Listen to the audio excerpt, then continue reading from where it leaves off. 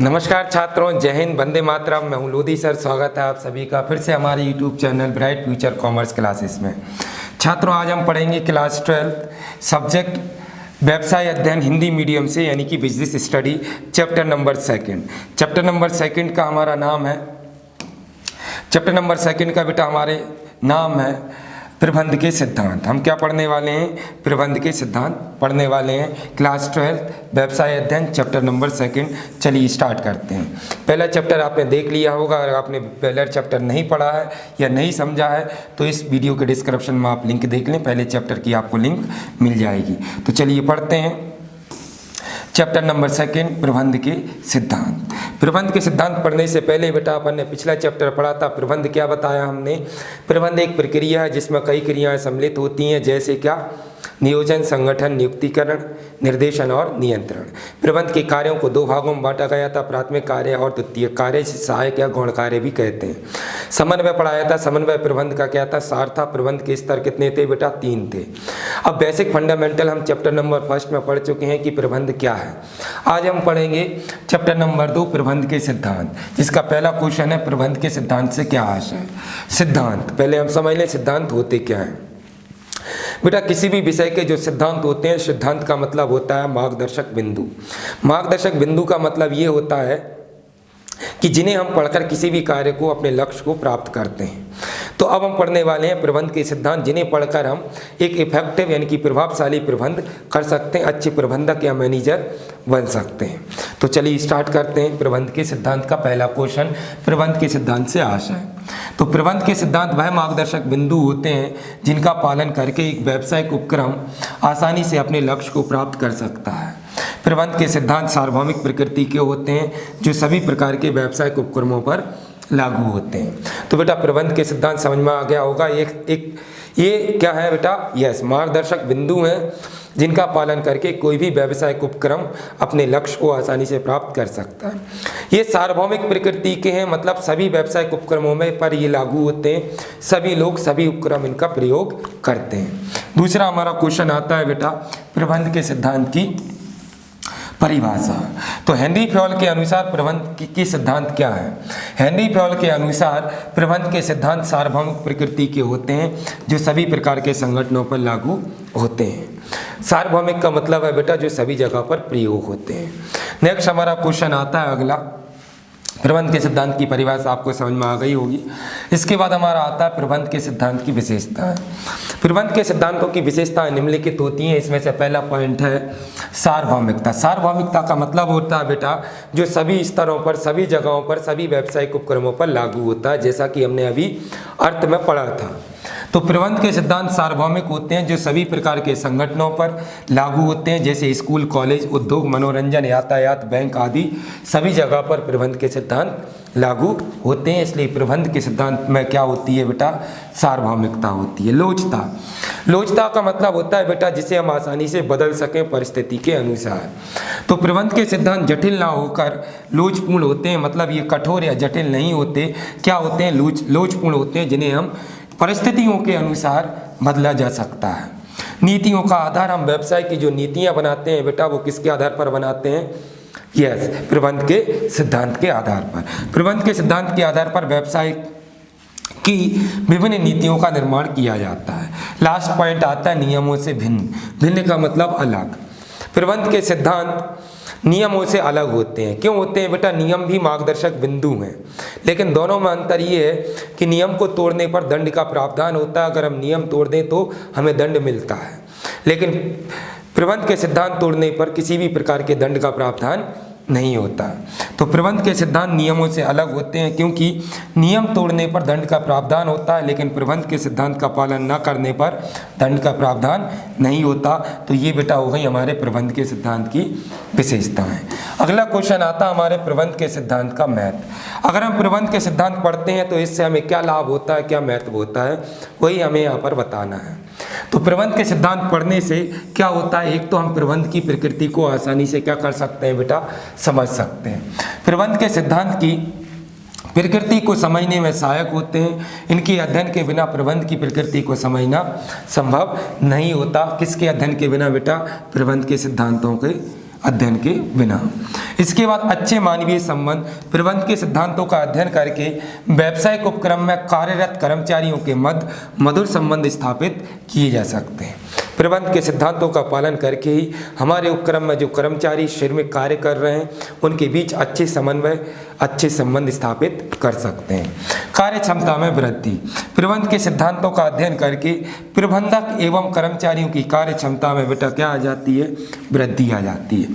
सामाजिक उद्देश्यों की प्राप्ति, प्रबंध के सिद्धांतों की सहायता से एक व्यावसायिक उपक्रम अपने व्यावसायिक एवं सामाजिक लक्ष्यों को प्राप्त कर सकता है। तो यानी कि अगर हम लक्ष्य प्राप्त कर पाते हैं हमारे व्यावसायिक लक्ष्यों या सामाजिक लक्ष्य, तो किसके द्वारा संभव है बेटा, प्रबंध के सिद्धांत। ध्यान रखिएगा ये मार्गदर्शक बिंदु हैं और जब तक हमें मार्गदर्शन ना मिले हम कोई भी कार्य संभवतः अच्छे से नहीं कर सकते।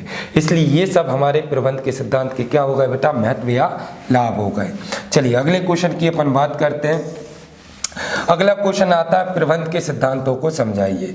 प्रबंध के सिद्धांतों को समझाइए, हेनरी फ्योल द्वारा प्रतिपादित प्रबंध के सिद्धांतों को समझाइए। तो ये पढ़ने से पहले थोड़ा सा हम बेसिक फंडामेंटल समझ लें। पहली चीज याद रखना बेटा, प्रबंध के सिद्धांत दो लोगों ने प्रतिपादित किया। प्रबंध के सिद्धांतों को कितने लोगों ने प्रतिपादित किया, दो लोगों ने प्रतिपादित किया। एक तो प्रतिपादित किया किसने बेटा, हेनरी फ्योल ने। किसने, हेनरी फ्योल ने। किसने, हेनरी फ्योल ने। और दूसरे कौन थे, एफ.डब्ल्यू. टेलर। कौन थे, एफ.डब्ल्यू. टेलर। किसने, एफ.डब्ल्यू. टेलर। तो प्रबंध के सिद्धांत वैसे तो कई विचारकों ने प्रतिपादित किए, लेकिन दो विचारक सबसे ज़्यादा पॉपुलर रहे, सबसे ज़्यादा इनके सिद्धांतों का प्रचलन रहा। एक हेनरी फ्योल और दूसरा एफ.डब्ल्यू. टेलर। हेनरी फ्योल ने बेटा आधुनिक प्रबंध के सिद्धांतों को प्रतिपादित किया।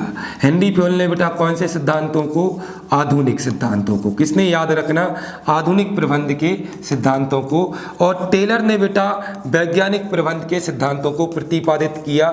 याद रखना, हेनरी फ्योल ने कौन से प्रबंध के सिद्धांत बनाए, आधुनिक प्रबंध के, और टेलर ने कौन से सिद्धांत, वैज्ञानिक प्रबंध के। हेनरी फ्योल बेटा कहाँ के थे, ये फ्रांस के थे। कहाँ के थे, फ्रांस के। और टेलर कहाँ के थे बेटा, अमेरिका के थे। कहाँ के थे, अमेरिका के। हेनरी फ्योल ने आधुनिक प्रबंध के सिद्धांत प्रतिपादित किए और कितने सिद्धांत प्रतिपादित किए बेटा, वो भी याद रखना, 14। हेनरी फ्योल ने कुल कितने सिद्धांत बनाए, 14 बनाए। टेलर के सिद्धांत स्पेसिफिक नहीं है।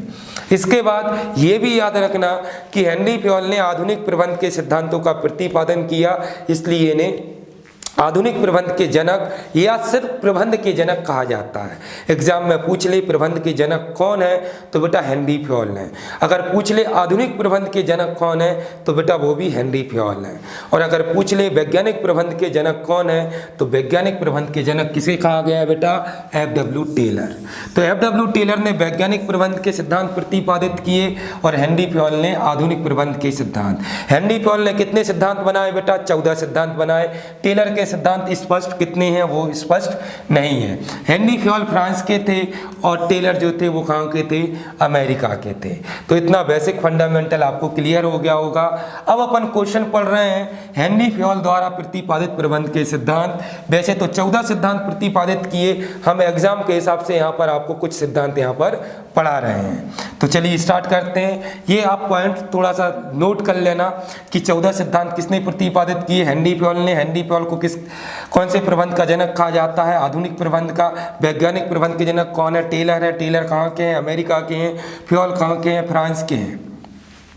चलिए तो अब स्टार्ट करते हैं यहाँ पर प्रबंध के सिद्धांत या हेनरी फ्योल द्वारा प्रतिपादित प्रबंध के सिद्धांत। पहला पॉइंट है बेटा कार्य विभाजन का सिद्धांत। कार्य विभाजन का सिद्धांत का मतलब ये है कि इस सिद्धांत के अनुसार हमें ऑर्गेनाइजेशन यानी कि संगठन की सभी कार्यों को, सभी गतिविधियों को अलग अलग विभागों में बांट देना चाहिए और सही व्यक्ति को सही कार्य सौंपना चाहिए। किस सिद्धांत के अनुसार, कार्य विभाजन के सिद्धांत के अनुसार। तो कार्य विभाजन के सिद्धांत के अनुसार, हेनरी फ्योल के अनुसार, व्यावसायिक उपक्रम की विभिन्न गतिविधियों यानी कि कार्यों को अलग अलग विभागों में बांट देना चाहिए एवं कर्मचारियों को उनकी रुचि एवं योग्यता के अनुसार कार्य सौंपना चाहिए। जैसे कि मान लीजिएगा अगर किसी को अकाउंटिंग करनी आती है तो उसे अकाउंटिंग का काम सौंपा जाना चाहिए।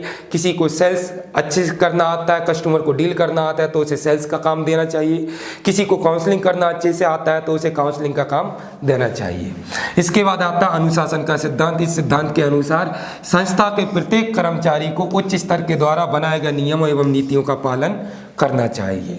पारिश्रमिक सिद्धांत। इस सिद्धांत के अनुसार, हेनरी पॉल के इस सिद्धांत के अनुसार कर्मचारियों को उचित वेतन दिया जाना चाहिए जिससे वह प्रेरित होकर कार्य करें।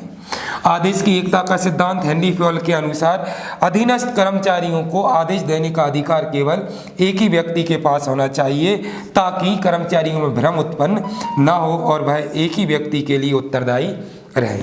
तो ये बेटा किसके सिद्धांत हो गए? हेनरी पॉल के सिद्धांत। इस सिद्धांत के अनुसार हमें कर्मचारियों को वही कार्य सौंपना चाहिए जिस कार्य को करने के लिए वह योग्य और रुचि रखते हों।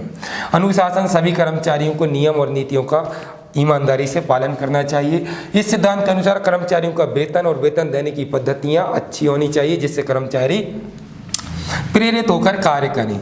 आदेश की एकता का सिद्धांत। इस सिद्धांत के अनुसार कर्मचारियों को आदेश देने का अधिकार केवल एक ही व्यक्ति के पास होना चाहिए। तो ये बेटा हो गए कौन से सिद्धांत? हेनरी पॉल द्वारा प्रतिपादित प्रबंध के सिद्धांत। अब हम बात करेंगे टेलर के सिद्धांत। टेलर के द्वारा प्रतिपादित प्रबंध के सिद्धांत। तो टेलर के द्वारा प्रतिपादित प्रबंध के सिद्धांत निम्नलिखित होते हैं। विज्ञान ना कि रूढ़िवाद। तो टेलर के इस सिद्धांत के अनुसार उत्पादन कार्य करने के लिए आधुनिक तकनीकों का प्रयोग करना चाहिए ना कि पुरानी पद्धतियों का, जिससे कम लागत में अधिक उत्पादन हो। टेलर क्या कहते हैं कि हम जो उत्पादन की पद्धतियाँ अपना रहे हैं पुरानी, उनको छोड़कर नई तकनीकों का, नई पद्धतियों को अपनाएं, यानी कि विज्ञान को अपनाएं ना कि रूढ़िवाद। रूढ़िवाद मतलब बेटा जो परंपराएं चली आ रही हैं।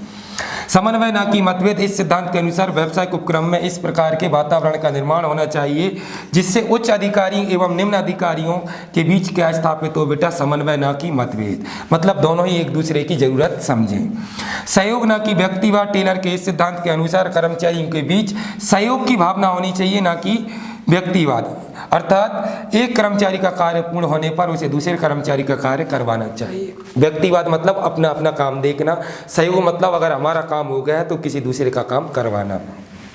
अधिकतम ना कि सीमित। टेलर के इस सिद्धांत के अनुसार हमें व्यावसायिक उपक्रम में उपलब्ध संसाधनों का प्रयोग इस प्रकार करना चाहिए जिससे अधिकतम उत्पादन हो ना कि सीमित। ये बेटा किसके सिद्धांत थे? वैज्ञानिक प्रबंध के सिद्धांत थे या फिर FW टेलर द्वारा प्रतिपादित प्रबंध के सिद्धांत। तो ये हमारा प्रबंध के सिद्धांत के कुछ 6 क्वेश्चन हो चुके हैं, लेकिन अभी चैप्टर रिमेन है। आगे कंप्लीट चैप्टर देखने के लिए चैनल को सब्सक्राइब कर लें ताकि अगली वीडियो का आपके पास नोटिफिकेशन आ जाए। जय हिंद।